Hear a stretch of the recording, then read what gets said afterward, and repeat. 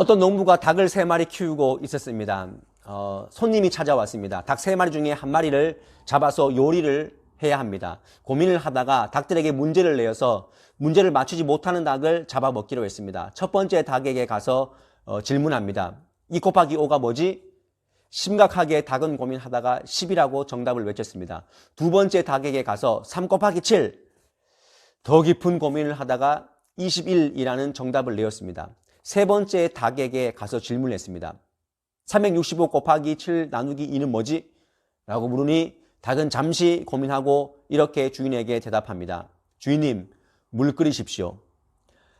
여러분, 우리는 살면서 때로는 왜 이렇게 나만 힘들지? 나만 이렇게 괴롭지? 라고 생각할 때가 있습니다. 그러나 그렇지 않습니다. 우리만 힘들고 우리만 고난의 길을 가는 것이 아니라 모든 사람은 순간순간 어려운 길을 갈 수 있습니다. 그렇기 때문에 모든 순간에서 믿음이 필요한 것입니다. 오늘 우리가 믿음에 대한 정의를 보게 되는데요. 히브리서 11장에는 분명히 이렇게 말하고 있습니다. 믿음은 바라는 것들의 실상이요 보이지 않는 것들의 증거다라고 분명히 말씀하십니다. 이 본문에 대한 해석이 분분하지만 중요한 것은 이것입니다. 우리의 삶을 흔들리지 않게 하는 것은 믿음이라는 것입니다. 즉 바라는 것들을 끝까지 기대하게 하고 또 설령 우리 인생이 보이지 않는다 할지라도 끝까지 확신하게 하는 것, 그것이 믿음입니다. 근데 그 믿음이 어떤 믿음입니까? 하나님을 바라보는 믿음입니다. 여러분들 무엇을 바라고 무엇을 간절히 원하고 있습니까? 그것은 나쁜 것이 아닙니다. 그런데 바른 믿음의 토대 위에 그것을 바라고 또한 생각해야 합니다. 믿음이 없이 보고 믿음이 없이 바라면 실망할 수밖에 없습니다. 그래서 이런 믿음 가운데 우리가 두 가지 원칙을 좀 생각했으면 합니다. 첫 번째는 뭐냐면 지금 내 인생의 결론이 아니라는 것입니다. 지금 내 현실이 결론이 아니다.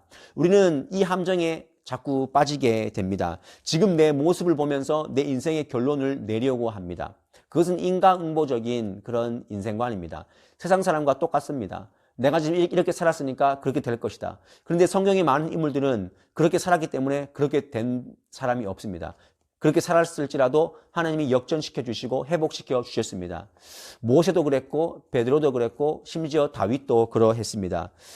살인하고 배신하고 도망치며 살았지만 그 순간을 패배자라고 생각하지 않고 결론이다라고 생각하지 않고 하나님 앞에 다시 엎드렸을 때 그들은 회복되었습니다.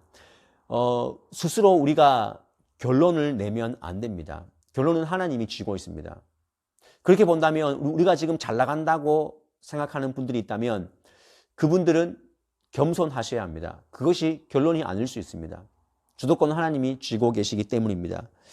하나님은 역전의 명수이시며 우리의 오른팔, 당신의 오른팔로 우리를 붙잡아 주시는 분입니다. 모든 것을 가능하게 하십니다. 그렇기 때문에 우리의 앞날은 주님 앞에서 언제든지 열려 있다는 사실을 꼭 기억하시고 믿음의 삶을 살아나가시기를 바랍니다. 또 한 가지 우리가 믿음의 정의 위에 세워야 할 원칙이 있다면 그것은 바로 내가 뿌린 것에 대한 결과를 내가 봐야 되겠다라는 이 유혹에서 벗어나야 합니다. 시편 말씀에 보면은 눈물로 씨앗을 뿌리는 자는 기쁨으로 단을 거둔다라는 말씀이 있습니다. 우리는 착각합니다. 내가 눈물로 씨를 뿌렸으니까 기쁨으로 내가 그 단을 거둘 것이다. 내가 그걸 반드시 봐야 된다라고 생각합니다. 누가복음 말씀에 보면 이런 사람이 있습니다.